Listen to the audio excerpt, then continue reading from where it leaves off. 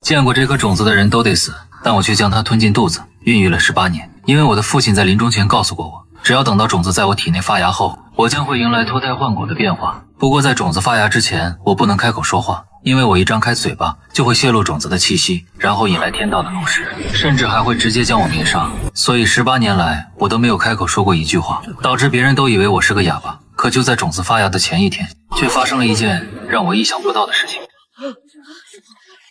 我宁愿死也不嫁给江辰。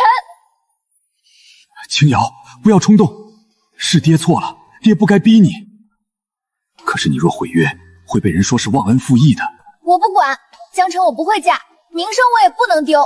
爹，你替我想办法。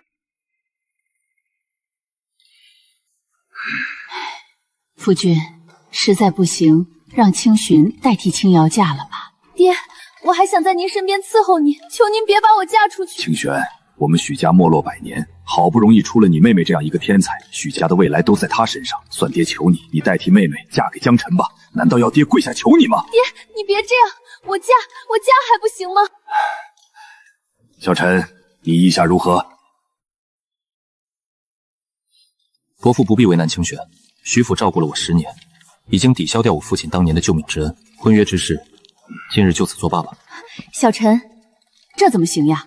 婚约是老爷子定下的，万一他游历归来，发现我们没有完成约定，我和你伯父吃不了兜着走。你要是真感谢徐府10年来对你的照顾，就娶了清玄，大家从此就是一家人。好，清玄，快带江辰去量一身衣服，1月后你们就成婚。跟我来吧，刚好我也有话对你说。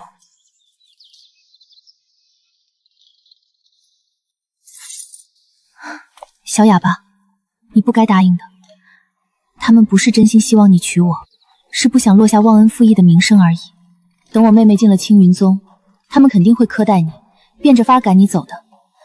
带着这些钱离开徐府，离开孤州城吧。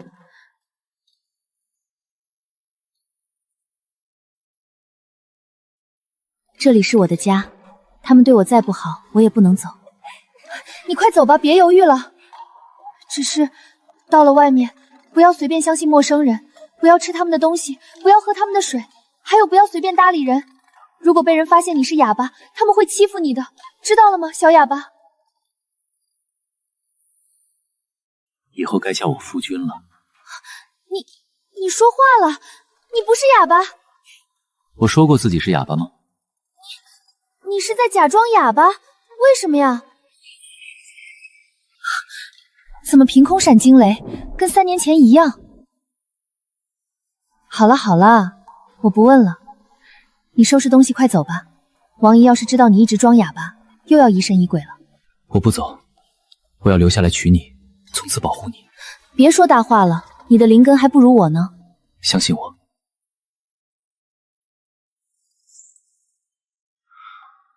就拿这银子当娶我的聘礼吧。江叔叔一生清贫，没给你留什么金银，这些积蓄希望能帮到你。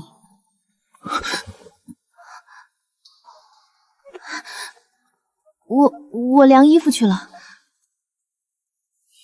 姨母，你怎么能把清玄表妹嫁给江辰这个废物？真儿，清玄嫁给江辰，关乎着许家的未来。别的方面姨母可以迁就你，唯独这件事不许你胡闹。姨母只是不许你干扰他们成婚，没说他们成婚后你不能出手啊。你可以。我懂了，谢谢姨母。去吧，明天别忘了早起，姨母陪你去一趟检测塔，复测你的灵根等级。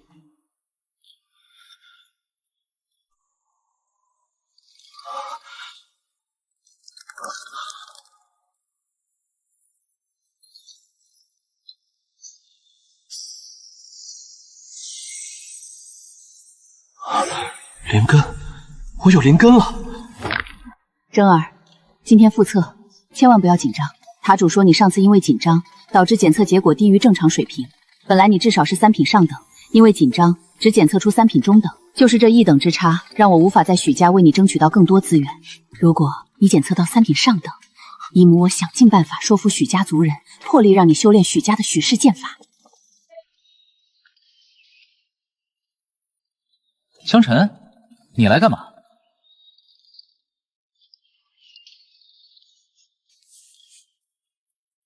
跟我一样。呵呵，灵根这种东西乃是天生的，有就有，没有就没有。当个凡人过一辈子有什么不好呢？何必追求自己得不到的东西？还是老规矩，检测资质优异者能够获得功法奖励。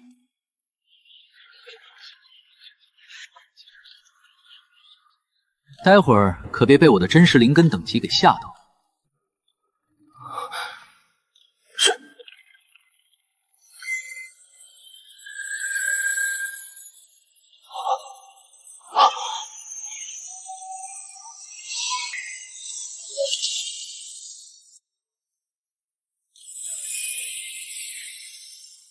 快给我长啊，混蛋！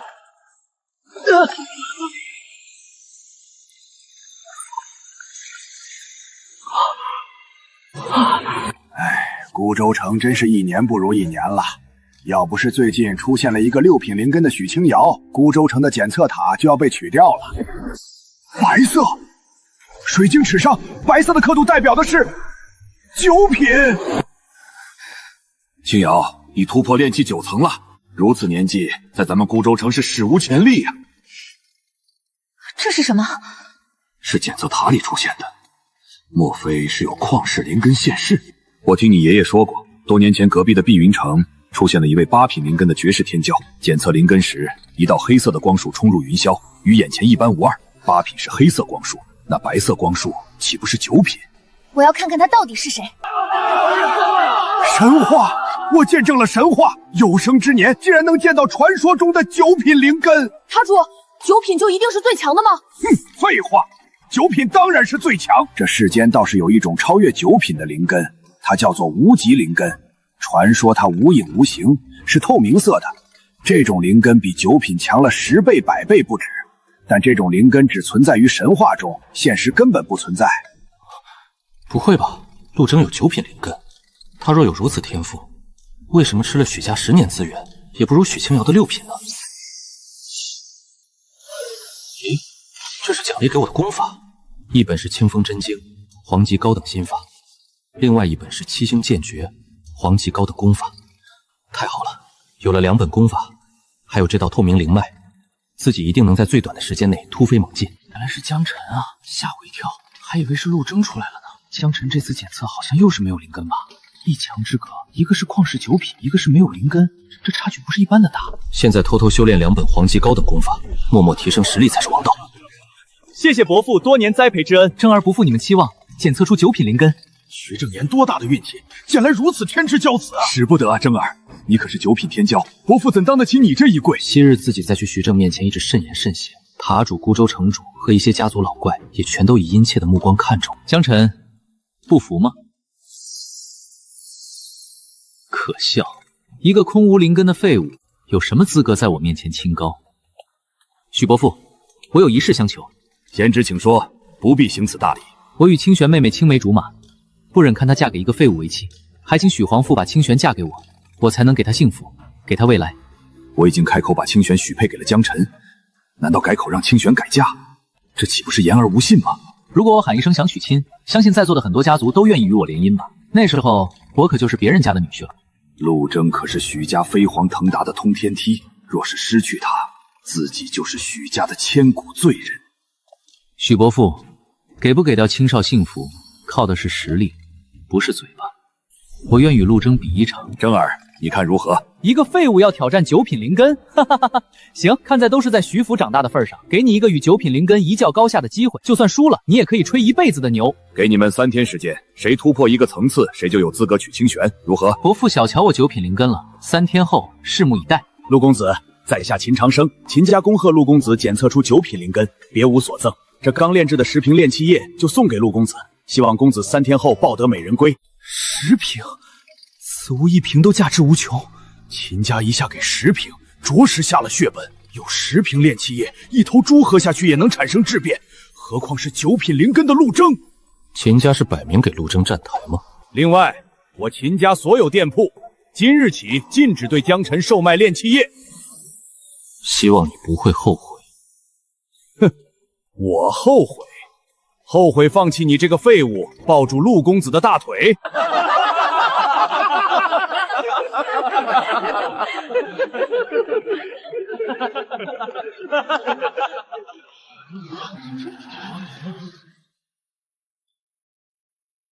家主，刚才为何如此打压一个小辈？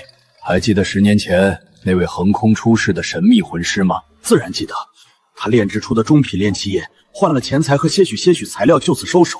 只怕他的中品炼气液能把咱们秦家的下品炼气液市场全都占据。秦家的炼气液是下品的，效果不及中品的一半。那人如果大量炼制中品炼液出售，谁还会买下品的？到那人这秦家直接衰落。那你记得陆征是什么时候来咱们孤州城的？10年前，家主，你的意思是？没错，10年前刚好是陆征来的日子，那位神秘魂师也是在那会儿出现过，这绝不是巧合。家主是想卖陆征一个人情，进而得到他背后的魂师认可。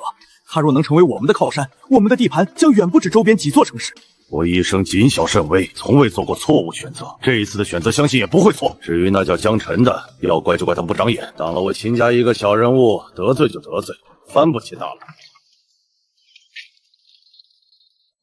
不知是不是被太虚或是果树洗礼过身体的缘故，这篇比较生涩的黄级高等心法，理解起来竟水到渠成。气由丹田凝神，万物无风亦无我。炼气2层，一夜之间炼气2层。许清瑶突破炼气1层花了整整3天吧，还不够，要保护自己，保护许清书还要更强才行。越到后面修行越慢，需要炼气液配合才行啊。可是炼气液很昂贵，而且秦长生不卖给我。父亲临终前让我把他随身携带了10年的匣子埋在坟前，叮嘱我种子没有发芽之前不得挖出来。里面有没有留给我的修炼资源呢？既然父亲能给自己留下一颗这么神奇的种子，神秘的匣子里一定也装着不简单的东西。放开我，王姨，这是本月族中发给我的资源，求你不要抢走。别以为我不知道，你是想送给江晨这个废物用，你想让他赢，做梦！王姨，我性子淡然，小陈已经很可怜了。2到年前，你们为什么这样欺负他？连一瓶炼气液都要如此为难他。谁欺负他了？炼气液是我们许家的，他有骨气就自己弄去，靠一个女人偷偷给他。别说我们许府的人看不起，就是路边的乞丐都吐口痰。我们走。对不起，小陈，我真没用，我应该再小心一些，那样就不会被王姨发现了。傻瓜，我谢谢你都来不及。怎么会怪你？可那是唯一能给你的炼气液了。王应凤有一句话我是认可的，一个男人靠女人帮助才能赢，不止外人看不起，我自己也看不起。放心吧，炼气液我自己会想办法的。快回去休息，静等我消息。你尽力而为就可以，不论结果如何，我都不会怪你。爹，孩儿不孝，来看您了。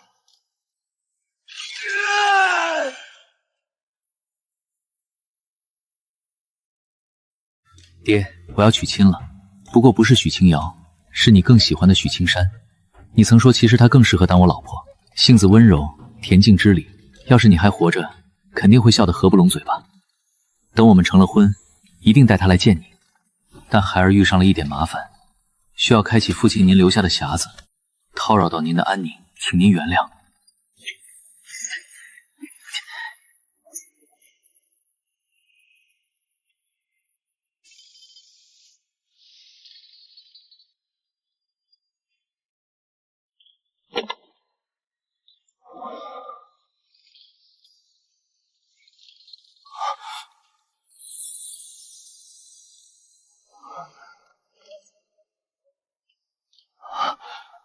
是中品炼气液，这2瓶中品炼气液解了燃眉之急。小陈，当你看到这封信的时候，父亲已经死去3年了吧？你的种子是否发芽了呢？是否迎娶许清瑶了呢？是否健健康康呢？父亲好想知道，可惜已经看不到了。父亲希望你是遵照我的嘱托开启木匣的，因为种子发芽的你，木匣中的东西才有用。2瓶中品炼气液是留给你突破眼匣境界的，但最重要的是底下那份竹简。父亲资质平凡，参悟一生只领悟到一点皮毛，勉强成为了2星魂师。希望我儿能够超越为父，成为一名顶天立地的大魂师。最后，木匣是你娘留给你的。她曾说，成为5星魂师后，便可打开木匣的暗层。没能开启暗层，是父亲最后的遗憾了。如果有一天你开启了，记得烧纸告诉父亲里面是什么。加油吧，无儿，你的一生会有很多波折，任何时候都不要放弃，好吗？爹，孩儿一定努力活着，一定一定。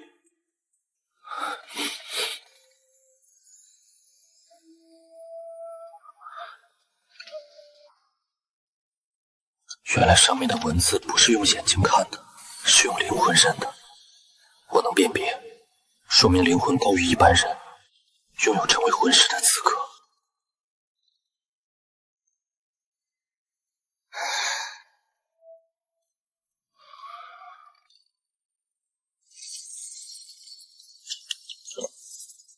炼气3层，突破了！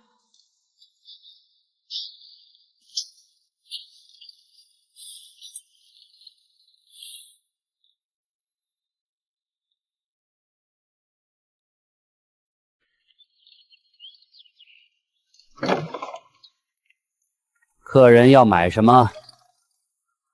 那你是要卖什么吗？这里是做买卖的地方，不买也不卖来干什么？啊！这莫非是中品炼气液？10年了，我竟然又见到了中品炼气液！快，都愣着干什么？快给这位大人上茶，上最好的茶！茶就不必。我想交换一下材料，贵店能给多少？阁下难道是一位魂师？你想知道？小人多嘴，大人请见谅。废话少说，能换多少？按照市价，1瓶中品炼气液是1万两银子，炼气液的材料是1000两银子一份。不过，如果大人还有更多炼气液卖给我们，我可以做主，给您11片材料。可以。不瞒大人，明天就是孤州城炼药世家的展示会，您若有多余的炼气液，能否在大会上卖给我们，让我陈家长？尽量。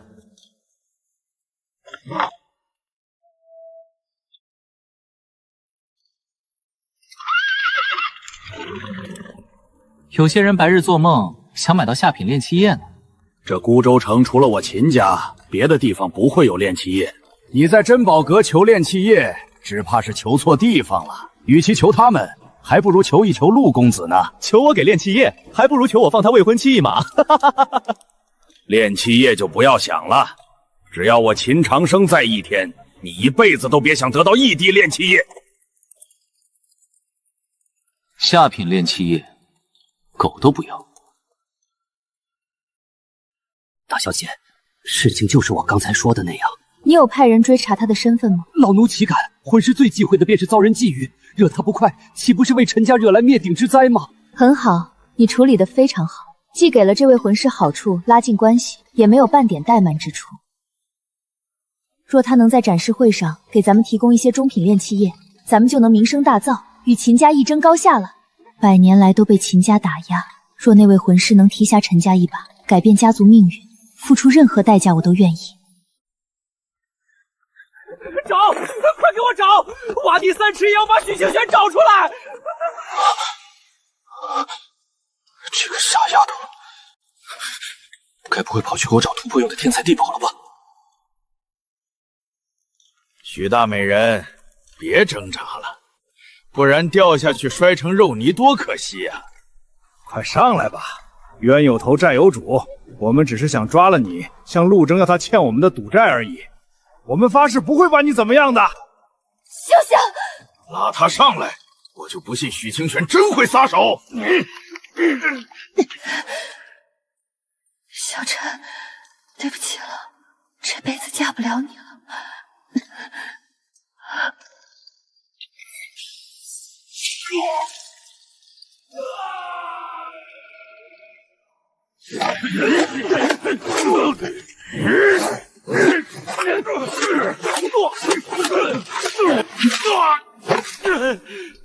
敢杀我血福宫的人，你死定了！死定了！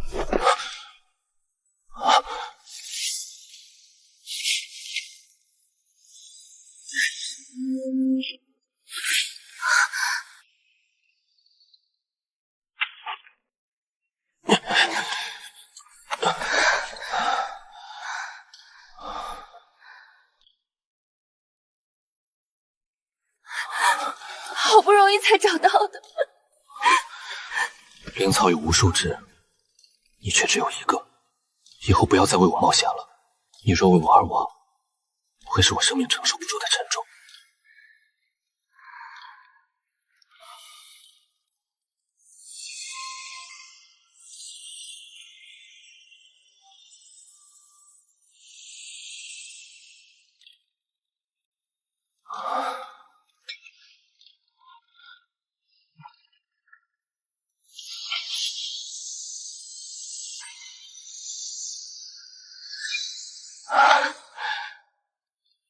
清玄，这次我保护住你了。炼气液呢？为什么会这样？我都喝光了，怎么还没突破？9品灵根外加10瓶下品炼气液，一头猪都该突破了。真儿，反正你也没打，江晨那废物1枚灵2枚炼气液，更加不可能突破。哼，他也配跟我比？我没突破只是暂时的，他却一辈子都别想突破。走，去大堂分高下。小陈，你输了也没关系，不要自责，我不会怪你的。这些天的相处，我已经将他视作丈夫看待。如果他真输了，我绝不会转降陆征，大不了再死一次。我说过会保护你，现在、以后皆如此。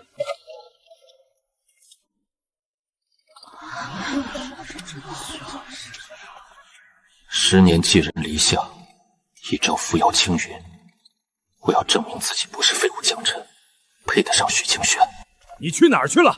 想吓死我们是不是？父亲是担心我的安危，还是担心满足不了陆征的愿望，让家族失去一座靠山？如果是前者，父亲大可不必担心。许家有我没我都一样，有妹妹就够了。好了，回来就行。江辰，你最近修行如何？难不成没有灵根的他，还真捣鼓出一些名堂？跟我来吧，族人已经在堂中等着呢。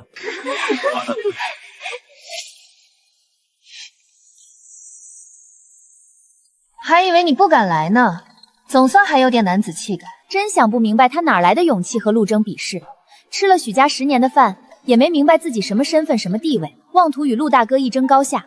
我要是他，不用陆大哥提出来，自己就把许清泉让出来了，起码这样就不用颜面无存。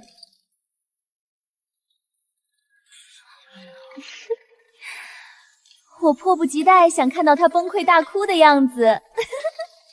江辰，赌约你还记得吧？如果你不如陆征，那么很遗憾，许清玄就要嫁给陆征。寄人篱下的东西，也敢这样跟我说话？征儿输了，自然没脸再请求许清玄嫁给他。你若输了，也从此滚出许府。我许家已经不欠你了。征儿，出手吧，全力施为，哪怕没有突破一个层次，但只要比此前有经济，也算赢。反正江辰不可能突破。跟9品灵根一较高下，江家列祖列宗要是知道，也会脸上有光的。没有突破，不应该啊！10品炼气液，哪怕是我这样的6品，都该突破才对。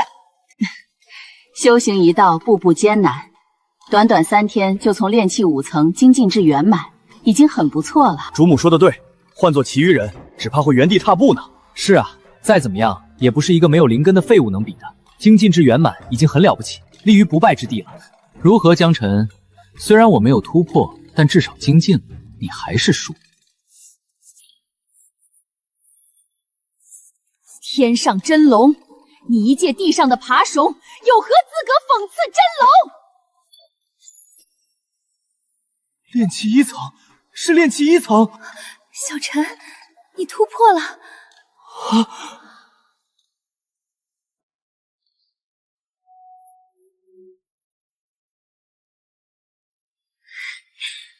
哼，炼气1层而已，看你这副小人得志的样子。突破炼气1层和突破炼气6层有可比性吗？就是，只要有灵根，炼气1层就是一条狗都能突破。真不知道他哪来的脸骄傲。我都做不到3天突破炼气2层。江辰，你此前真的是没有灵根吗？突破1层已经胜了，他突破炼气2层简直就是碾压了。炼气2层也不难，只能说勉强追上陆征的进展。再然后呢？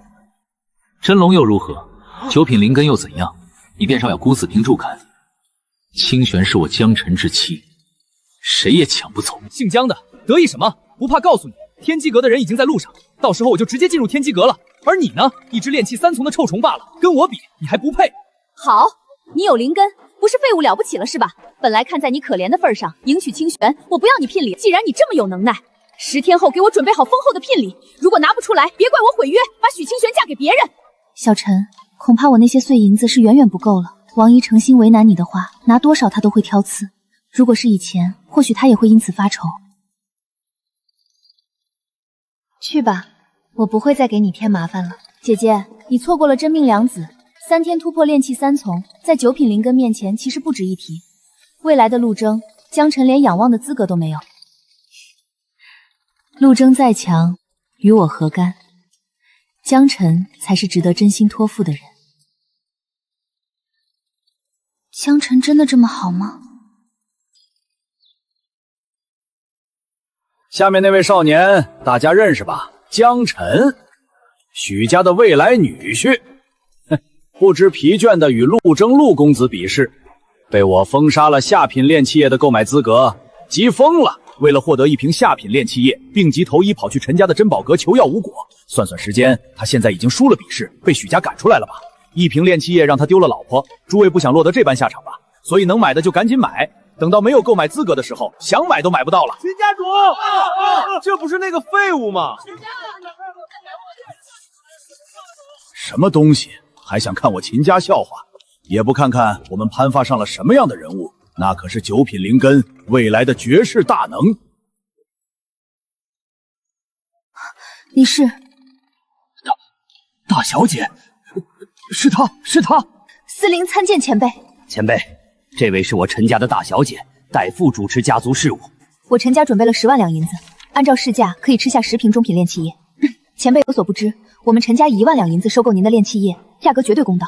对面的秦家已经炼制出中品炼气液，往后2家相争，售卖的价格肯定会低于1万两银子。我们陈家是赔本赚销货，炼制中品炼气液与炼制上品炼气液那是2个概念，前者1品魂师即可，后者最低是2品魂师才行。而2品魂师，整个青云宗也只有1个。自己到底遇上了什么样的大人物啊？上品炼气液，前辈您要卖我们这个？不，想要，当然想要。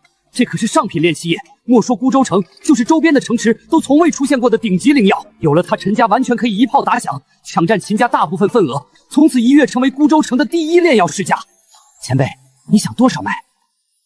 前辈，中品炼气液都要1万两银子呢，难怪如此便宜卖给他们。原来这位前辈与秦家有仇，可秦家是吃错药了吗？竟然招惹了一位2品魂师。如果前辈可以长期以如此低廉的价格供应上品炼气液，整垮秦家有何难？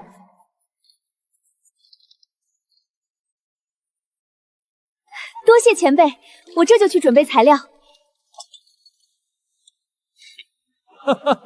诸位，告诉大家一个天大的好消息，我们秦家成功研制出了中品炼气液，售价13000两银子。我们陈家今天开始限量提供上品炼气液。上品炼气液真是上品，1瓶效果堪比5瓶下品啊！这可是青云宗弟子们才能享受到的顶级灵药，我们孤州城竟然也有卖了。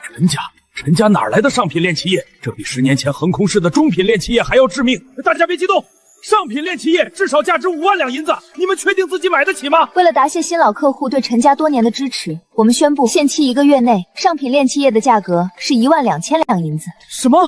上品炼气液才12000两？这个价格比秦家13000两的中品炼气液还要低，傻子才不买啊！秦家主，刚才在你们这儿买的下品炼气液都不要了，麻烦你退钱，快退钱！为什么会这样？为什么陈家哪里冒出来的上品炼气液，而且如此便宜，像是刻意针对秦家一般？陈思灵，不管你背靠着谁，想整垮我们秦家，你还太嫩了点。哼，我帮了陆征这么多，他也该把身后的护渡人请出来帮帮我们秦家了。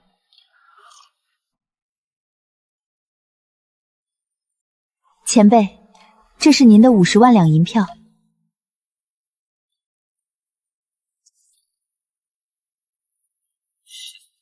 前辈且慢，上品炼气液足够击垮秦家半壁江山，可他们还有下品炼气液，依旧能够苟延残喘。用得起上品炼气液的终究是少数武者，大多数武者还是倾向于购买下品炼气液。秦家为了给陆征站台，不遗余力打压自己，这笔账要算清楚才行。前辈可否炼制一些下品炼气液呢？下品炼气液不是不能炼制，只是需求量很大，自己没日没夜的炼都未必够市场需求。可不可以培养几个魂师学徒呢？前辈您意下如何？抱歉，我在思考要不要培养几个魂师学徒，专门炼制下品炼器液。不过此时急不得，人员挑选就是一大麻烦事，等有空再详谈吧。要是陈家有了魂师学徒，便再也不愁。他是在暗示我吧？果然天下男人都一样。破望水晶取出来，等他明日来府上，我要看一看他的真容。破望水晶是陈家的传家之宝，能够看破伪装，在做好是否牺牲自己的决定前，我起码要知道魂师真容。不过魂师大多高龄，苍老无比。我听说清玄订婚了，这天一直忙着展会，没能到贺。掌柜，你明日去一趟徐府，请他来我府中做客，带过来，我也瞧瞧是哪家公子摘得了他这颗孤州城的明珠。我和许清玄曾是同窗好友，虽然身份相差悬殊，但性情相投，十分合拍。小姐恐怕要失望了，她的未婚夫是江辰，那个一直寄居在许家的江辰，他不是个哑巴，而且没有灵根吗？你确定是他？千真万确，孤州城早就传遍了。许清疯了，我一定劝他放弃这桩婚事，也要劝一劝江辰，他有手有脚的，为什么要吃软饭？堂堂男子汉，靠自己不行吗？小小年纪就能击杀血符宫的人，英雄出少年呐！血符宫乃是盘踞在青云宗内的邪恶气物质，烧杀抢掠，无恶不作。他们分地众多，青云宗多次清剿都未能彻底，无奈之下，青云宗命令各地城主府发布诛杀悬赏任务。只不过血符宫的人，青云宗命令各者都不敢招惹，少有人能完悬赏任务。你有资格进入阴云灵池修炼一次，跟我来。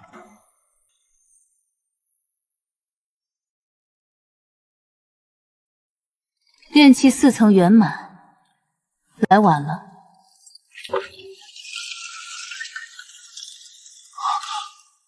原来你都炼气4层圆满了，那的确来晚了。因为灵池已开放3年有余，许多武者都使用过，池中的灵气大不如从前，只有炼气1、2层的武者才有机会突破。毕竟炼气1、2层突破时所需的灵气远没有高阶的多。现在炼气4层以上想突破，除非灵根极其优秀，或者具备高阶的心法。来都来了，进去试一试吧。只能修炼1个时辰，抓紧时间。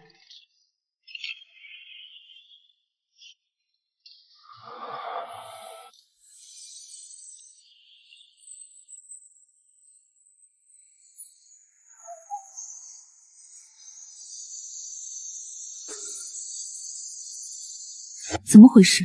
我修行的是我宗最高星层宝典，灵根也是7品，同时修炼，灵气应该是速流向这么快。对，莫非他就是孤州城检测出来的那位9品灵根？他突破了！不愧是9品灵根，不同常人。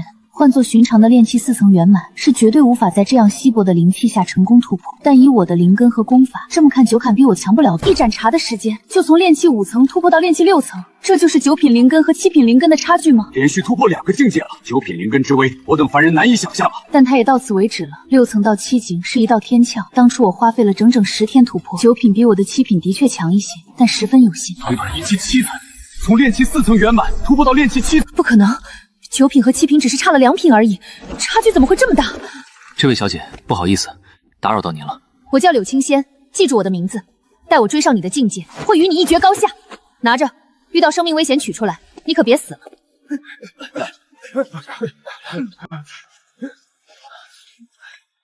愣着干什么？还不快一起帮忙！天机阁的大人要来了。江辰，愣在那儿干什么？还不快给我干活！坏了我的大事！你10颗脑袋也担待不起，真是蠢货呀！今天可是我平步青云飞上9重天的日子，外面多少人想在这最后时刻抱上我的大腿，我都没工夫搭理。你可倒好，有机会给我擦擦椅子拖拖地，却不好好珍惜。真儿，理会这个哑巴干什么？有些人一辈子低贱，这都是命，怎么扶都扶不起来。哈哈哈，秦家主来的正好，来，在场干活的人1人1瓶，当然某个自以为是的人就别给了。江辰。开始后悔了吧？一瓶下品炼气液就这么错过。恭迎天机阁大人驾临。我是天机阁副阁主陈正道。你们谁是9品灵根？晚辈陆征，见过陈副阁主。不错，一表人才。不用紧张，说起来我们也算是半个老乡。我出生隔壁的碧柳城，30年前检测出8品灵根，震惊天机阁。30年后你又检测出9品灵根，再度震惊天机阁。这是咱们的缘分啊！我在路上可就听说了，青云宗那个灵根冷冰的威力道的丫头都被你气哭，可否现场演示一下你运转灵根是怎样的奇迹？陈副阁主，能否换成切磋的方式呢？想与谁切磋？江辰，敢不敢再与我比一把？一个哑巴！陈副阁主有所不知，我的心上人被他以一纸婚约夺走，为了抢回爱人，我与他师生了歪门邪道，劫道异了。我不服，所以请堂堂正正、光明正大夺回自己的心爱之人。一个哑巴能欺负得了九品灵根的陆征？回禀陈副阁母，的确如此。这江辰仗着曾经对我们有恩，便强迫我大女儿嫁给他。出于恩情，我们忍气吞声，让女儿忍辱负重的答应嫁了。待到我侄儿检测出九品灵根，想夺回爱人时，江辰确实使诈赢了。陈副阁主，在下以秦家的信誉保证，确有抢无意。你可敢凭本事与陆征较量，争夺心爱之人？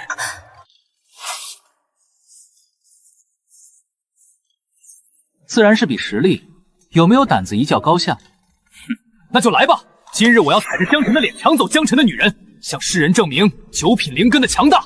有多无知才会挑衅九品灵妹？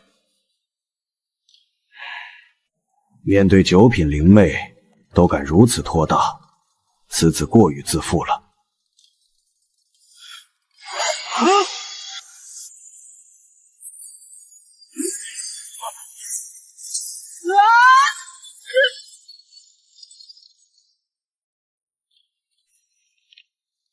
九品灵根不过如此。征儿，你是不是太大意了？陆公子啊，你千万别因为两人有10年交互就大意麻痹。陈副阁主看着呢。你真是九品灵根，若是欺骗于我，可知是何罪？陈副阁主，请再给我侄儿一次机会。陈副阁主，晚辈对天发誓，绝未欺骗大人。当日我的确检测出九品灵根，刚才是有些轻敌啊，我愿意再战一次，证明我的实力。你意下如何？他赢不了我。姓江的，偷袭算什么本事？你给我跪下！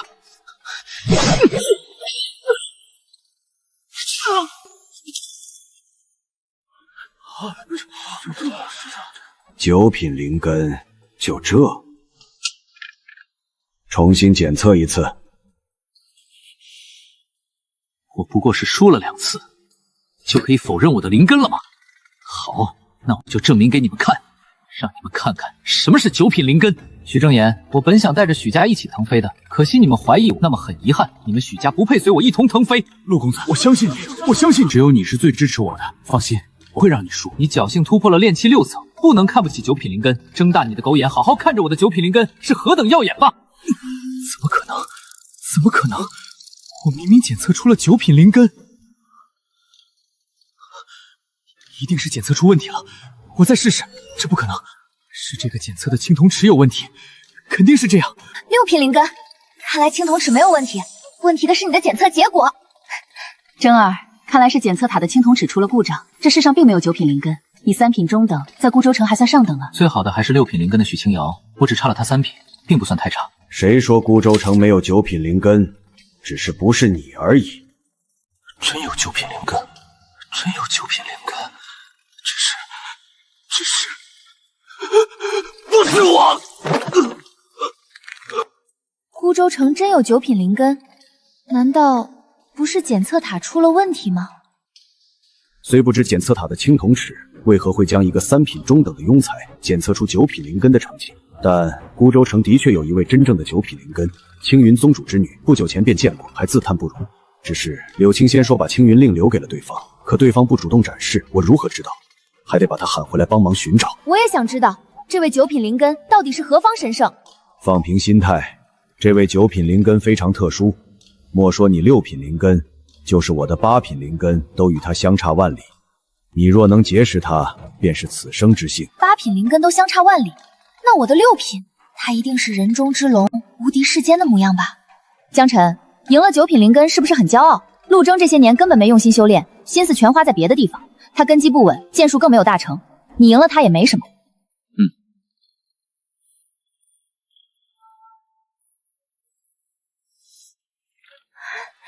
小辰，你真厉害，被姐姐比下去的感觉真不舒服。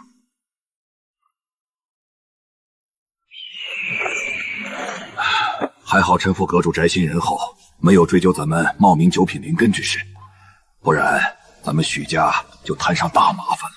陆征，你这个废物！秦家主息怒，我想办法还给您。还？你拿什么还？3天内你把钱凑齐还我，不然别怪我不留情面！你这个祸害，滚出去！许家没有你这种白眼狼。姓许的，你要是敢真儿，那就把我也赶走。那你想让许家来背这笔债吗？那可是全族的人跟着喝西北风吗？这也不能怪真儿，都是江的错。要不是江辰在陆征隔壁引来了晦气，真儿岂会误以为自己九品灵根？小天这笔债，陆征自己还。你刚才为什么不让着陆征？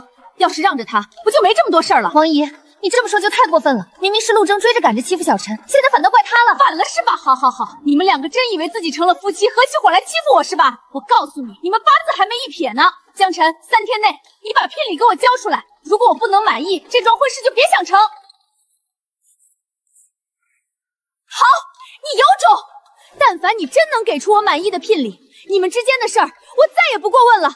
可你给我记住，是让我满意的聘礼，懂了吗？那你就等着闭嘴吧。好，我等着。还算你小子有点骨气。小辰，你刚才不该答应的。你知道王姨为什么要满意的聘礼，而且给的期限也刚好是3天吗？你都知道，我怎么会不知道？他不就是想弄一大笔银子给自己的宝贝侄儿擦屁股吗？只要聘礼超过30万两，他就算再不想同意我们在一起，可为了陆征也会捏着鼻子认的。你知道还敢答应？那可是30万两银子，你上哪儿去弄啊？钱庄抢吗？钱庄的钱也未必有我多呢。极品炼器业的效率比昨天又高了不少，把上品炼器业卖给陈家去，又能拿到40万两银子。小陈，陈司令邀请我去他府中做客，还让我把你也带上。我和他是闺中好友，交往多年，这次的聘礼，我想请他帮帮忙。待会儿见了他，你一定要好好表现，知道吗？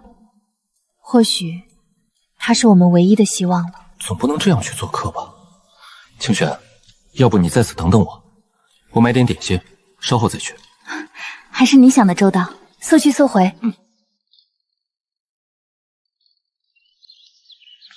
前辈，您怎么这么早就来了？前辈请进，我带您去见小姐。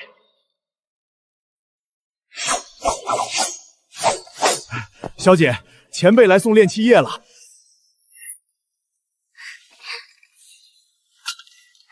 惹定心神，都在这儿了。他刚才多看了我一眼。前辈，都在这儿了。他这是怎么了？我会吃了他不成？好，明天再来。前辈且慢，前辈喝口茶再走吧。晚辈精心为前辈熬了一碗灵茶。这等能够提升修为的顶级灵茶，有价无市，非大家族没资格享用啊！只希望这位前辈如果不是太高龄就好了，起码我心里好受一点。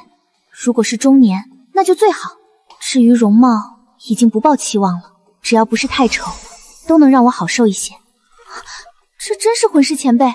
不是说魂师都是修行多年的老人吗？这哪是什么好色的老头子，分明是一位绝世天骄。青云宗那位地位朝安的2品魂师，宗主都要给3分面子，岂不是说眼前的年轻人是跺一跺脚，整个青云门地界都要颤3颤的大人物？你怎么了？没什么。我还有事，先走了。小姐，看清了吗？那你如果一定要为家族牺牲的话，我可以考虑。真是难为小姐了，为了家族要被这样的老家伙。大小姐，哦，许清玄许小姐来了。你小娘子多时不见，越发标致了，让本公子瞧瞧。还不羞啊你？心情很不错嘛，肯定是遇到了好事。快说来听听。走，去后院，我慢慢跟你说。司灵，你真的下定决心了吗？就算对方很年轻，可他如此暗示你，可见是个心术不正的好色之徒。得了你的身子，未必会对你负责。身为大家族的儿女，哪有自由可言呢？即便我不主动牺牲，早晚也要被家族嫁给一个不喜欢的人，作为联姻的工具。现在我委身给一个2品魂师，还是高攀了呢。这……我虽也是被迫替嫁，不同的是，江辰是一个很靠谱的男人，比这个贪图美色的魂师强多了。只是这样以后你就不好嫁人了。如果这个魂师要了我的身子，从此对我负责，那我就死心塌地跟着他，视他为夫君，忠贞不二。如果抛弃我，那也没关系，大不了终生不嫁。只要他兑现承诺，给我们陈家培养几个魂师学徒，那就足够了。司令，对不起，我帮不上你的忙。对了，你的未婚夫呢？不是让你带他一起来吗？别提他了。路上他说第一次登门要带一点礼物，就去买东西了。可是好久都没回来，而与你约的时间又快到了，所以我就先来了。守时都做不到，什么人呢这是？明知道是第一次上门，江晨还迟到，给人家留下不好的印象。待会儿求他帮忙，只怕就不好开口了。小姐，一个叫江晨的，自称是许小姐未婚夫，让他在外面等着。司令，他也是为了准备一点心意才错过时间，你就别怪他了。行，让他进来，刚好我也有话对他说。是。清玄，不是我说你，人生大事岂能如此儿戏？你后娘本就视你为眼中钉，待你不好，你就更应该找一个豪门公子嫁了，这样才能保住余生幸福。你怎么脑子进水，嫁给一个哑巴？这里面其实很复杂。你傻啊！你父亲、后娘还有你妹妹都是串通好一起，演的双簧呢。你父亲和妹妹或许还没什么别的心思，只是出于家族或者自身考虑，但你后娘绝对是想把你摁在一个哑巴身边，毁了你一辈子，用心歹毒之极。我就知道说出来事情会变成这样。司令，虽然我和小陈的结合是一场意外，但我们相处得很好，我能感受到他的真诚，相信他以后会待我很好的。真诚有什么用？我且问你，他的一腔真诚能为自己换来足够的聘礼吗？连聘礼都凑不齐，他何谈给你幸福？清玄，你才是最可怜的。你的美貌、人品都是独一无二，明明你可以拥有美好的人生，却被迫替妹妹嫁给一个哑巴。我不能看着你掉进火坑。30万聘礼的事，我说什么都不会帮他，我绝不会允许他毁了你一生。这个恶人，我来当好了。小姐，江公子来了。来得正好，我要让他知难而退。司令，求你不要这样，小陈很努力了，好不容易在武道上有些起色，求你不要伤害他的自尊心。如此维护他，再不快点拆散他们，可就没机会了。放心吧，我不会侮辱他，只想跟他推心置腹地聊一聊你们的未来。如果他是一个负责任的人，应该知道怎么选择。后院只允许女眷进去，公子请在此等候小姐吩咐。那刚才我是怎么进来的？你就是江晨，清玄的未婚夫。怎么这丫头两副面孔，面对魂师的自己还很乖巧，换了个身份就凶巴巴的。正是在下，我是清玄的好朋友，现在想问你几个问题，请你如实回答。第一，你迎娶清玄是真心喜欢他，还是想巴结许家，靠他吃软饭？软饭？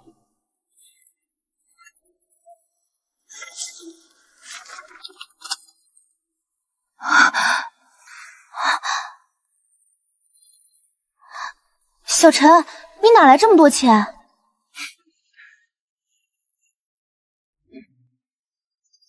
？5万两银票，这可不是一个寄人篱下10年的人该拥有的。哪来这么多银子？本想劝退他，没想到反被他秀了一把。就算你有点积蓄，但你保护得了清玄吗？我们孤州城还算和平，外面的世界弱肉强食，残酷无情，你确定能保护他？你若是真喜欢许清玄，就放手吧，你保护不了他。我现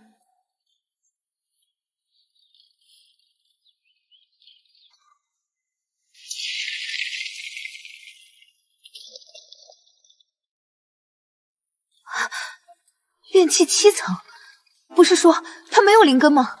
或许他早就在默默修炼了，只是我们都不知道而已。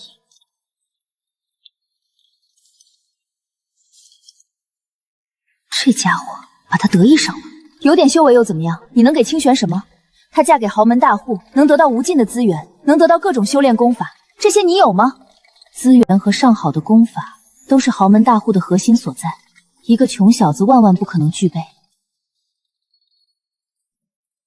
莫非把他气坏了，在那里自暴自弃的毁坏东西？若非情不得已，我也不想无缘无故伤害别人。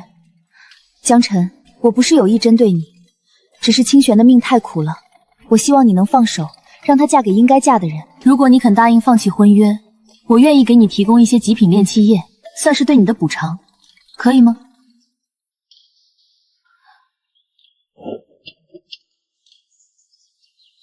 你极品炼气液，它哪来的？极品炼气液是陈家独家专卖，限量每人1瓶，不可能有人能够同时买到5瓶。难道他是雇人抢购的？这家伙还真有点钱呢。不过这5瓶算不了什么吧？你该不会告诉我这是功法吧？黄级刀等心法，孤州城里最大的豪门能修炼的最好功法，也不过是黄级中等而已。江晨却给了许清溪一本黄级高等心法，这是任何豪门都给不了的顶级资源。我堂堂陈家大小姐，何时受过这等气？你给我过来，我倒要看看，当着我的面，你还能不能神气？思玲，算了，说好的聊几句话，怎么动起手来了呢？别拦我，我今天非教训教训他不可。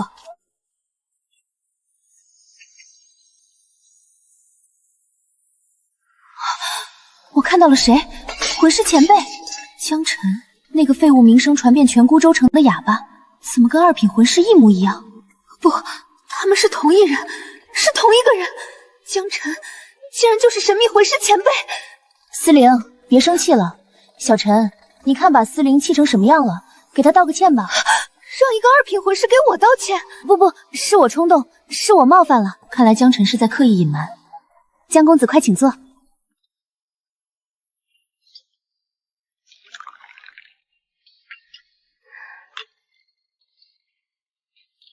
怎么一见了自己就变了个人？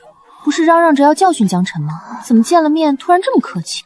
江公子，听清玄说，许家主母在聘礼上刁难你们，我和清玄是多年好友，自然不能坐视不管。我待会儿命人取来30万两银子，希望能帮到江公子。刚才思玲可不是这么说的呀，她斩断截铁说不会帮忙呢，还信誓旦旦要拆散我们。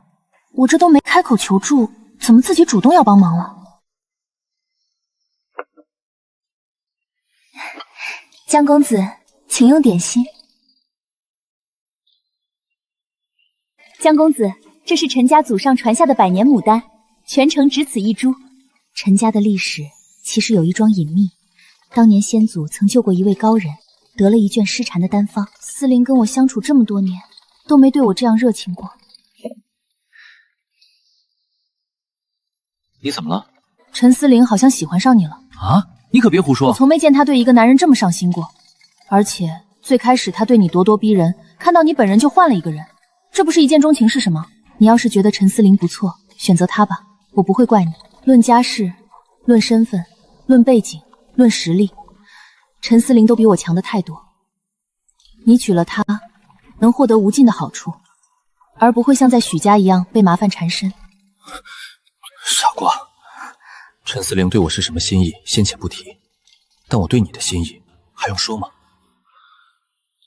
在我最困难的时候，是你救了我，这份恩情值得我一辈子去回报。我刚才给你的上品炼气液偷偷用掉，不要节省，我还有很多。另外，黄级高等心法也抓紧时间修炼。虽然想把极品炼气液也给他，可若是因此暴露自己魂师的身份，还是暂时让他先用上品炼气液吧。我会努力的。思玲承诺帮我们凑齐聘礼，这下我们就不用担心了。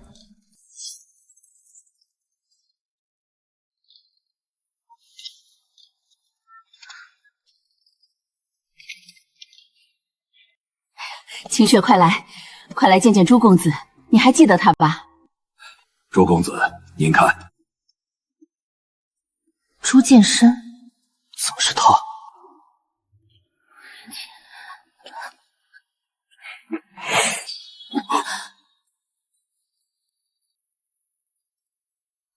爹，这是……朱公子从青云宗回来养伤，恰巧知道你还没嫁人，就过来提亲了。我已有未婚夫，朱公子，请你把聘礼都带回去。未婚夫？你说江晨呀？他下聘礼了吗？就算下了聘礼，能有朱公子给的多吗？你知道这些聘礼价值多少吗？整整50万两银子，江晨给得起吗？他拿什么娶你呀？陈思玲只答应给30万，眼下50万，一时半会儿也拿不出来啊。铁锹，江晨，你是不是忘了，现在你还是寄人篱下的？你耳朵不好的话，我可以再重复一遍，这是50万银子的聘礼，50万，不是5两。身上没有5个子的人，也配在这里大放厥词？请多包容一下江晨，毕竟自己的未婚妻被人抢走，心里难受，说些偏激的话很正常。不过江晨，不是我说你，人呢要有一点自知之明。你照照镜子，瞧瞧自己配得上青瑶吗？聘礼都下不起的人，还妄想娶她？姐，不要再天真了，女人1万句维护，不如男人腰杆硬一次。江晨真的配不上你。哼，叔叔阿姨，你们意下如何？若是愿意，便请收下这些聘礼，咱们把婚期定下。你说话呀！我这么多，51万两，不会是假的吧？他竟然拿到这么多银票了！江晨，你什么意思？我的意思不是很明白吗？你也配跟我清玄？身上有51万两银子，和愿意拿出来当做聘礼是两码事。舍得为江姑娘拿出全部身家，可见江小姐在你心里有多重要。51万两银子还不够，我说了，必须是我满意的聘礼才行。现在我不满意，听懂了吗？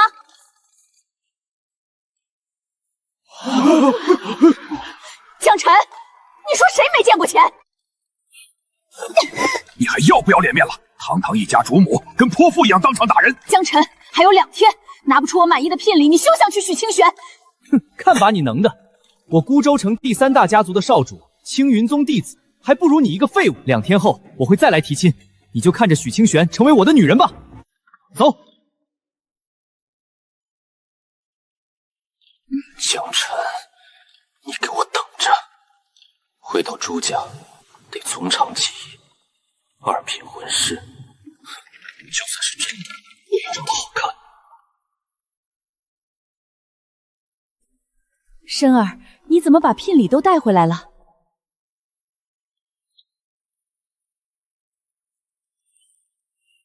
岂有此理！一个寄人篱下的东西，也能跟我优秀的儿子争抢女人。申儿，你放心，不就是聘礼吗？娘亲自为你张罗，以我朱家的财力和人脉，她一个孤儿也想跟我争。管家，给我准备一点礼物，明天我要去一趟陈家。是，夫人。他们家的上品炼器液一瓶难求，巧的是，我跟陈家的主母是多年好友，买几瓶来有什么难度？申儿，明天你跟我一起去陈家。什么？咱们孤州城都有上品炼器液了，在青云宗，这也是表现优异弟子才有资格服用的。不错，前天开始出售的。不过每天只限售50瓶，没有过硬的人脉根本买不到。你拿这个当聘礼，姓江那小子只能干瞪眼。可是娘，上品炼器液只有2红星师才能炼制，咱们小小的孤州城出了一位2红星师，这玩笑可一点不好笑。依我看，你们都被骗了。2红星师是什么概念？青云宗主得知，都要不远千里专程来拜访的超然存在，怎么可能出现在小小的孤州城？是真是假，我明日一看便得了。小陈，你说我们怎么那么难？先有陆征横刀夺爱，好不容易打败了他，又有天价聘礼，万幸陈思玲肯相助，又蹦出一个身份地位都极高的朱见深。喝了吧。是什么？喝了就知道。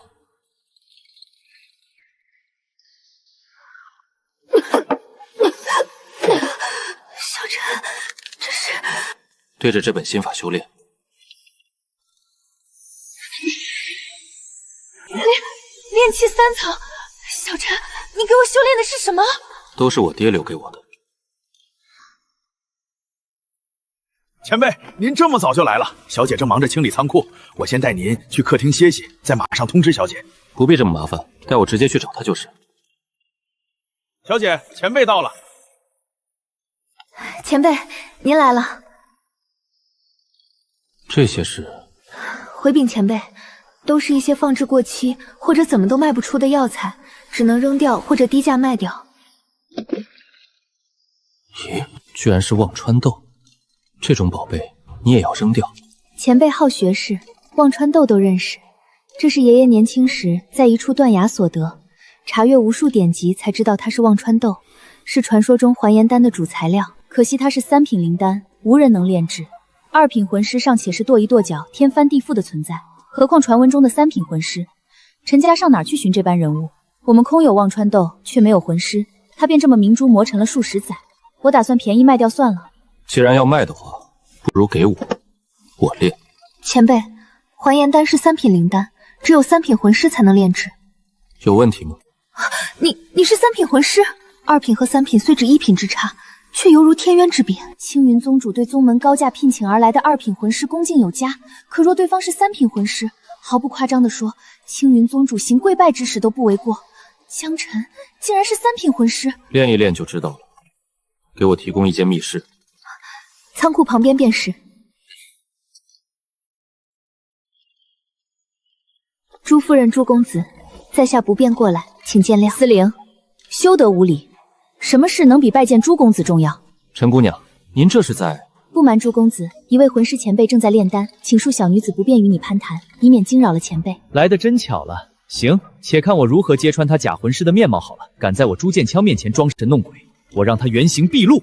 这是青云宗的那位2品魂师前辈亲自嘉奖给我的正宗上品炼气液，我一直舍不得喝，但今日为了让陈姑娘不受人蒙蔽，愿意拿出来用掉。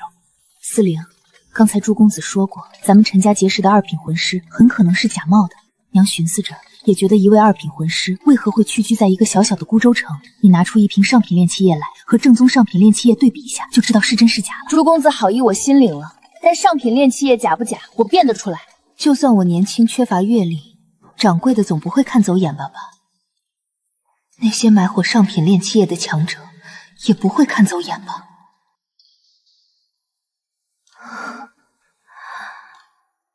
陈姑娘，你有所不知，最近的确有一批以假乱真的上品炼气液在青云宗境内横行。根据可靠消息，很可能是血符宫的人所为。他们大量制造假冒上品炼气液，骗取武者钱财。此药没有效果不说，把假冒的上品炼气液卖给别人，造成了伤亡，这后果你们可承担不起啊！陈姑娘，你拿出一瓶这位假魂师炼制的上品炼气液，与我的正宗版本比较一下，便知道真假了。司灵，还犹豫什么？你爹重病在床，你可不能有半点差错。如何对比？这是象灵花的种子，它对灵气十分敏感，通常用于精准去区分炼气液的品级。只需要浇灌1瓶炼气液，它就会根据所吸收的灵气发出不同高度的嫩芽，继而判断出炼气液的高低之分。当然，如果是假的炼气液，种子会纹丝不动。如果陈姑娘没有其他问题，那就开始吧。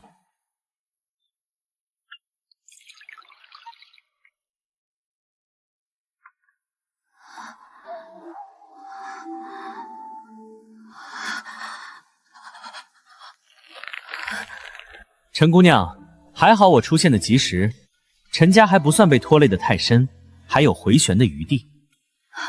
多亏朱公子，不然我陈家万劫不复啊！您对我陈家有天恩呐，请受老身一拜。伯母，您太客气了，我与司灵一见如故，不忍他落得沦为家族罪人的下场，才出手相助的。司灵，还不快向朱公子道谢！谢谢朱公子，哪有你这样谢的？司灵，你带着朱公子在咱们花园里好好逛一逛。动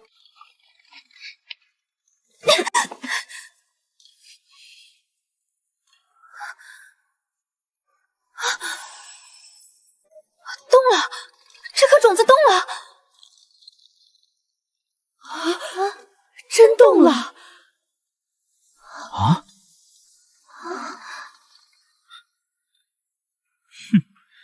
动了也不能代表什么，只能说明假的炼气液里有一点点灵气。这可是真正的上品炼气液啊！娘，3寸是3寸，是真的上品炼气液，他没有骗我们。怎么可能？青云宗境内怎么会有第2位2品魂师？难道他的上品炼气液是通过黑市从青云宗得来的？等等，他还在生长，3寸半，岂不是说我们家这位前辈炼制出的上品炼气液，品质比青云宗魂师炼制的还要好？申儿，你不是说陈家这位魂师是假的吗？为什么他炼制出的上品炼气液非但不是假的，效果还比青云宗的强？就算他是2品魂师，可也不见得就比咱们青云宗的强。咱们青云宗的魂师前辈那是身经百战的老资历，眼前这位前辈或许只是咖好炼制出的上品炼气液，品质略好一些罢了。这是什么东西？有些像保养容颜的丹丸，但药香却比它们高级得多。我们用惯的高级养颜珍品，在这股药香面前，竟显得十分低劣。青云宗的魂师前辈曾说过，越是高等级的丹药，炼成书线的药香越浓郁。陈姑娘，这位前辈在炼制什么药？他说，他要炼制还颜丹，传说中能够让人白发复黑、肌肤回春的还颜丹。思玲，你可别瞎说，这是3品灵丹，举世都无人能炼制。这种只存在于传说中的丹药，对于女性，尤其是上了年纪的女性，有着毁天灭地般的杀伤力。前辈拿走了忘川豆，说要炼制还颜丹，并说给1颗我作为材料钱，就是不知道眼下是不是还颜丹。他真说要给你1颗？好，好，好，我的好女儿，你给了娘一个天大的惊喜啊！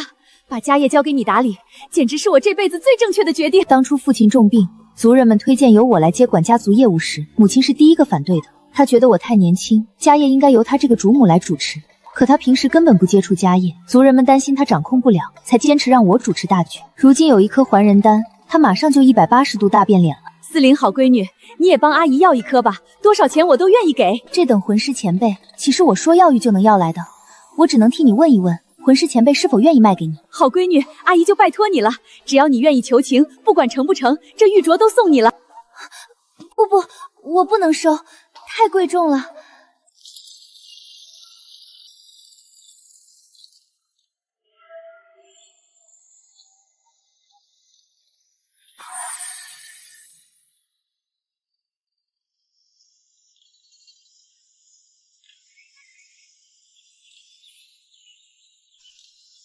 上品还颜丹可以作为聘礼之一，剩下2颗，1颗答应给陈思玲，还有1颗可以卖掉，只是不知道它值多少钱。前辈，您炼制的如何了？这是你的。还颜丹，没错，你爷爷曾经绘制的还颜丹图案，我看过无数次，跟这一模一样。我毫不怀疑，自己敢说不给，娘会原地断绝母女关系。你最好问一问前辈。丹药既然给你，你可以自己做主。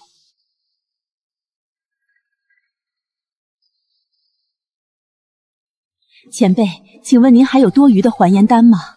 前辈，这位是朱夫人，她儿子是青云宗弟子，您能否割爱卖她1粒还颜丹呢？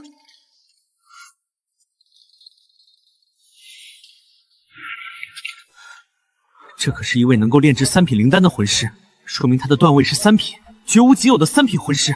青云宗的2品魂师在他面前只配低头以弟子自称。这种恐怖的绝世大佬在前，如果自己还不懂得抓住机遇，就活该他一辈子活在武道世界的最底层。有什么事？前辈，晚辈先倾慕于魂师一道，愿意奉出朱家所有财产，请前辈收我为徒吧。尽管很唐突，但这种3品魂师前辈见一面就是撞了天大的运，能够说上一句话，更是半辈子攒来的机遇。如果不赶紧说出来，只怕往后就没有机会。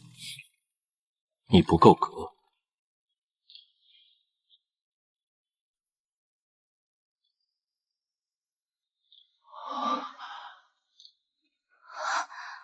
你疯了！不看看自己什么身份，也敢妄图攀附前辈？3品魂师，那是他们一个小小的朱家有资格攀附得起的吗？这可是青云宗铸剑了都要跪地行礼的绝世人物，一个青云宗普通的弟子上来就想拜师，跟个小丑一样。前辈，对不起，我儿子没见过世面，请您原谅。还颜丹的事，能否请前辈您通融通融？前辈，能否给我们陈家一个面子，再卖一颗还颜丹呢？我相信朱夫人任何价钱都愿意支付。就凭这句话，我就知道自己那价值10万的玉镯没有白塞给陈思玲。还颜丹似乎比想象中还要吃销啊！刘启敏和张玉秀2个孤州城1等1的贵妇都如此狂热，的确还有1瓶，不过我也不知道它的价值，要价高了朱夫人吃亏，少了我吃亏。这样吧，举办一场竞拍，到时候价高者得，就交给你陈家去办吧。这可是还颜丹啊，竟然像普通物品一样信手扔，要是摔碎了，那是多大的损失！前辈放心，一定办一场轰轰烈烈的拍卖会，一颗3品灵丹。还是3品之中极为稀缺的还颜丹，一旦竞拍会引发多大的轰动？起码孤州城的贵妇们绝对坐不住，这是一场提升陈家地位的绝佳机会。若是竞拍，我未必能得到此丹啊！那些个老女人们为了还颜丹，怕是连丈夫儿子都愿意抵给前辈。我已经老了，夫人，今日我便服下这还颜丹。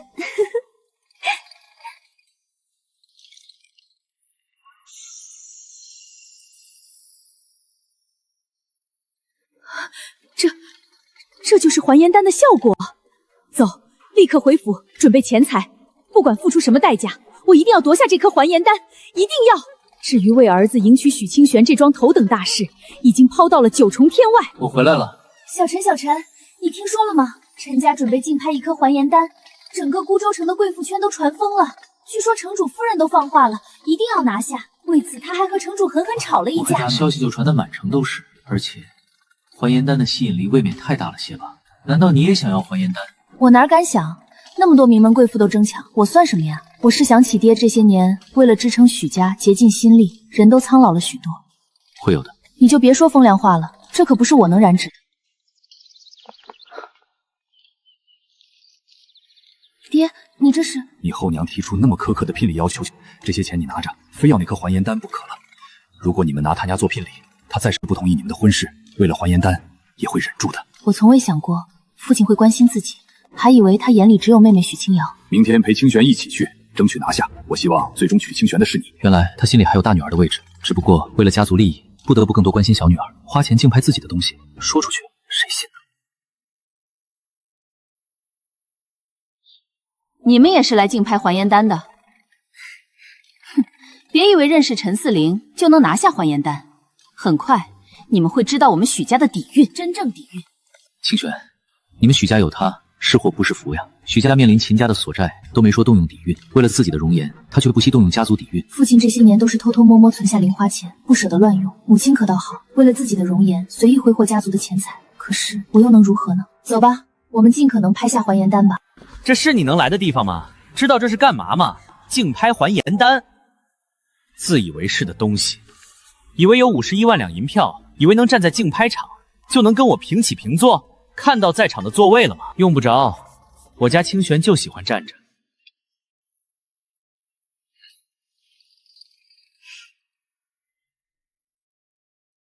他可是把许清玄当成了自己的女人，怎容其他男人触碰？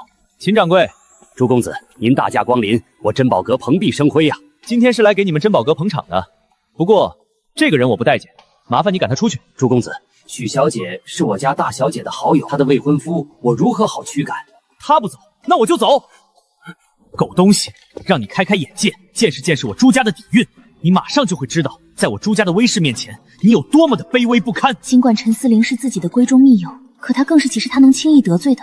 搞不好她真会赶江晨出去。大小姐已经发话了，让你滚啊！大小姐是让朱公子您滚，让我滚？你听错了吧？他再怎么样不得陈思玲喜欢，也是实打实的朱家少主，在他和一个废物之间，陈思玲居然偏袒废物。还有，大小姐说了，麻烦朱家将座位让出来，让江公子和许小姐坐。这怎么可能？大小姐亲口吩咐，老奴可不敢擅传。来人，把朱家坐席清理出来。秦掌柜，发生了什么？是大小姐吩咐的，这位江公子是她的朋友，特意安排在贵宾席。你就是跟我儿子抢女人的江晨，你给我记着，明日自己便是下聘礼之日，我要亲眼看看你拿什么聘礼赢过我们朱家。真替朱家捏了一把汗呢。你们针对谁不好，竟然针对江晨？他就是你们母子2人敬若神明的绝世大佬啊！感谢诸位贵宾参加今日拍卖会了。为表歉意，思玲决定将9件陈家的珍贵藏品拿出来，便宜卖给大家，依旧是价高者得。想借着还颜丹的名气顺便卖点东西，却打着为表歉意的说辞。不得不说，陈思玲很有头脑。你们俩是不是有什么事？思玲，你真的下定决心了吗？就算对方田可他如此暗示你，可见是个心术不正的好色之徒。得了你的身子，未必会对你负责。这么大到现在，哪有自由可言？即便我不主动牺牲，被训练眼科作为联姻的工具，只是这样以后你就不好嫁夹了。如果这个魂师要了我的身子，从此对我负责，那我就死心塌地跟着他，视他为夫君，忠贞不二。如果抛弃我，那也没关系，大不了只要夫家兑现承诺，给我们陈家培养几个魂师学徒，那就足够了。思玲，对不起，我帮不上你的忙。对了，你的未婚夫呢？不是让你带他一起来吗？别提他了，路上他说第一次登门要带一点礼物，就去买东西了。可是好久都没回来，而与您约的时间又快到了，所以我就先来了，守时都做不到，什么人呢这是？小姐，一个叫江晨的，自称是许小姐未婚夫，让他在外面等着。思玲，他也是为了准备一点心意才错过时间，你就别怪他了。行，让他进来，刚好我也有话对他说。清玄，不是我说你，人生大事岂能如此儿戏？你后娘本就视你为眼中钉，待你不好，你就更应该找一个豪门公子嫁了，这样才能保住余生幸福。你怎么脑子进水，嫁给一个哑巴？这里面其实很复杂。你傻呀？你父亲、后娘还有你妹妹都是串通好一起演的双簧呢。你父亲和妹妹或许还没什么别的心思，只是出于家族或者自身考虑，但你后娘绝对是想把你摁在一个哑巴身边，毁了你一辈子，用心歹毒之极。思玲，虽然我和小陈的结合是一场意外，但我们相处得很好，我能感受到他的真诚，相信他以后会待我很好的。真诚有什么用？我且问你，他的一腔真诚能为自己换来足够的聘礼吗？连聘礼都凑不齐，他何谈给你幸福？清玄，你才是最可怜的，你的美貌人品都是独一无二，明明你可以拥有美好的人生，却被迫替妹妹嫁给一个王八蛋，我绝不会允许他毁了你一生。小姐，江公子来了。来得正好，我要让他知难而退。思玲，求你不要这样，小陈很努力了，好不容易在武道上有些起色，求你不要伤害他的自尊心。放心吧，我不会侮辱他，只想跟他推心置心地聊一聊你们的未来。如果他是一个负责任的人，应该知道怎么选择。后院只允许女眷进去，公子请在此等候小姐吩咐。你就是江晨，清玄的未婚夫。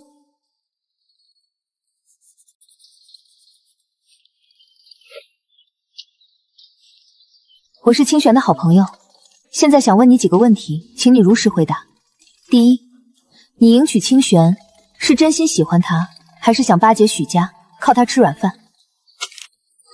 小陈，你哪来这么多钱？陈小姐，可以问第二个问题了。一个寄人篱下10年的人，哪来这么多银子？就算你有点积蓄了，但你保护得了清玄吗？我们孤州城还算和平，外面的世界弱肉强食，残酷无情。你确定能保护他？你若是真喜欢许清玄，就放手吧，你保护不了他。不是说他没有灵根吗？或许他早就在默默修炼了，只是我们都不知道而已。这家伙把他得意上了，有点修为又怎么样？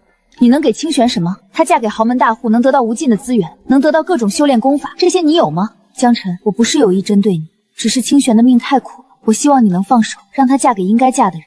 如果你肯答应放弃婚约，我愿意给你提供一些上品炼气液，算是对你的补偿，可以吗？上品炼气液，你哪来的？上品炼气液是陈家独家专美，限量每人1瓶，不可能有人能够同时买到5瓶。难道他是雇人抢购的？这家伙还真有点钱呢。不过这5瓶算不了什么吧？皇级高等心法，孤州城里最大的豪门能修炼的最好功法，也不过是皇级中等而已。江晨却给了许青青一本皇级高等心法，这是任何豪门都给不了的顶级资源。你给我过来，我倒要看看，当着我的面，你还能不能神气？思玲，算了，别拦我，我今天非教训教训他不可。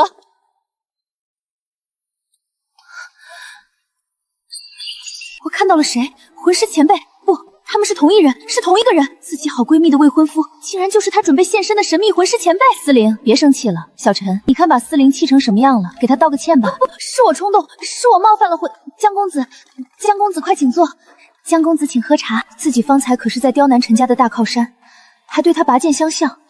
江公子，听清玄说，许家主母在聘礼上刁难你们。我和清玄是多年好友，自然不能坐视不管。我待会儿命人取来30万两银子，希望能帮到江公子。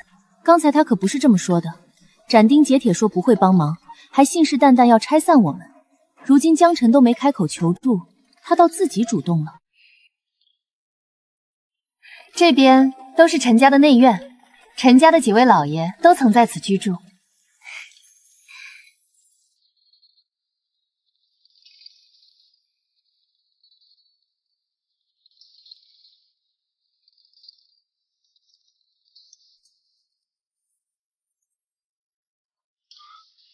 你怎么了？陈思玲好像喜欢上你了。你可别胡说，我从没见她对一个男人这么上心过。而且最开始她对你咄咄逼人，看到你本人就换了一个人，这不是一见钟情是什么？小陈，你要是觉得陈身份论背景，选择他吧，我不会怪你。江晨娶了她，论实力能获得无尽的好处，而不会像在许家一样被麻烦缠身。傻瓜，陈思玲对我是什么心意，先且不提，但我对你的心意还用说吗？在我最困难的时候，是你救了我，这份恩情值得我一辈子去回报。我刚才给你的上品炼气液偷偷用掉，不要节省，我还有很多。另外，黄级高等心法也抓紧时间修炼。我会追不上陈思玲，但会缩短差距。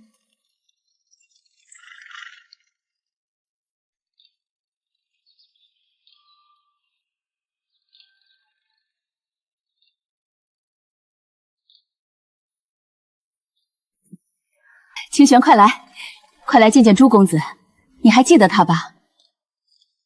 朱剑深5年前，他曾将许清玄骗至破庙，试图玷污，是父亲出手才将他得逞。如今从青云宗回来，修为一直筑基。爹，这是朱公子从青云宗回来养伤，恰巧知道你还没嫁人，就过来提亲了。我已有未婚夫，朱公子，请你把都带回去。未婚夫啊，就算下聘礼了吗？你知道这些聘礼价值多少吗？整整50万两银子，江晨给得起吗？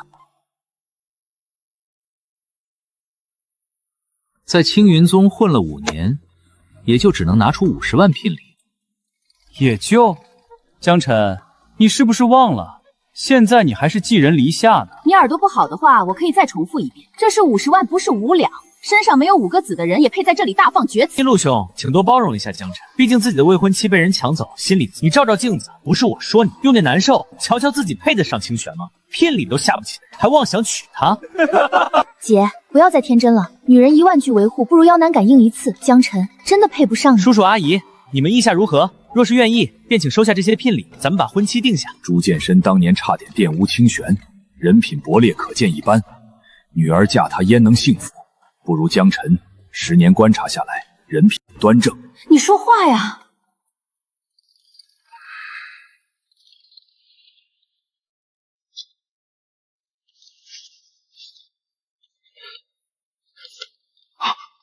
！51万两，不会是假的吧？51万两银子还不够！我说了，必须是我满意的聘礼才行。现在我不满意，听懂了吗？没错，我也不满意。拿出这50万银票，只是告诉你，这些东西没资格迎娶世间最好的女人。还希望主母你眼做开一点，别像没见过钱似的，区几十万两银子就迷得找不着北。江晨，你说谁没见过钱？当然是缺钱的你，难不成是有51万两银子的我？